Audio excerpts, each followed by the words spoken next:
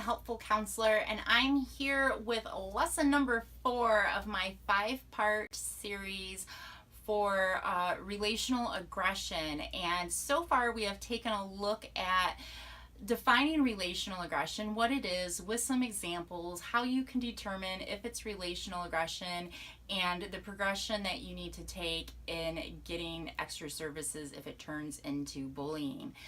The second part, we took a look at what motivates students to display aggressive behaviors and engage in relational aggression with their peers. We looked at the need for power, the need for control, the need for security, and the need for safety.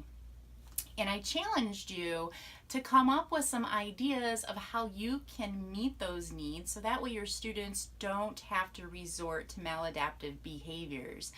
And in the third lesson, we talked about the impact that relational aggression has on the target, has on the classroom, and the lifelong implications and possibly outcomes when left unchecked and the student internalizes the feelings they have as a result of relational aggression. So it is a very serious issue. It's not something just to be cast aside as sort of a silly friendship problem or friendship drama that they're just trying to get attention. They might be trying to get attention because of some of the needs that they have, but it's much more than that. So it's not just something that we can flick on with, turn on and off with a flick of a switch. So this lesson, we are going to be taking a look at some of the pitfalls that come with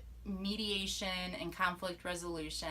I hope I didn't lose you guys when I referenced how I was going to be sharing how peer mediation or working in conflict resolution, working with the group, probably isn't the best idea for relational aggression. I gave you a little mini assignment last lesson for you to write down your workflow as far as what your process is when you receive a referral for relational aggression.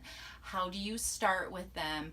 How do you process the information? And then the interventions that you do. What is your system to help your students? And the more systematic you can get to it, the more you're going to be able to be effective and helpful to your students, because the emotionality part is not going to be there, and you're going to be able to focus on the needs of the students and to be able to identify what they need better when it's not just caught up in the emotionality of it all.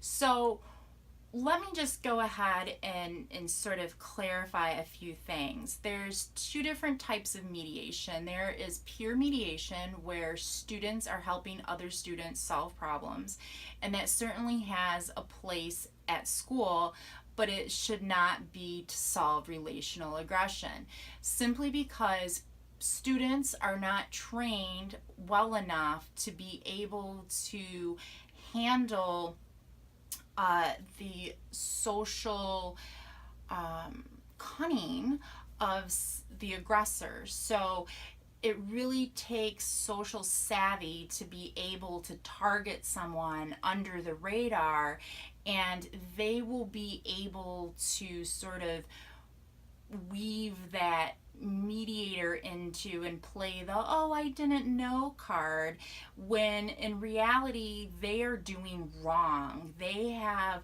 violated somebody's sense of who they are and where they belong in this world, and that shouldn't be something that's just left for kids to sort of sort out and decide who's in the right. And it puts the target in the role of having to sort of bare their soul to a peer, where here they've already feel lesser than in their peer circle, and now they have to go to a peer and explain what has happened. A lot of times there's a lot of embarrassment.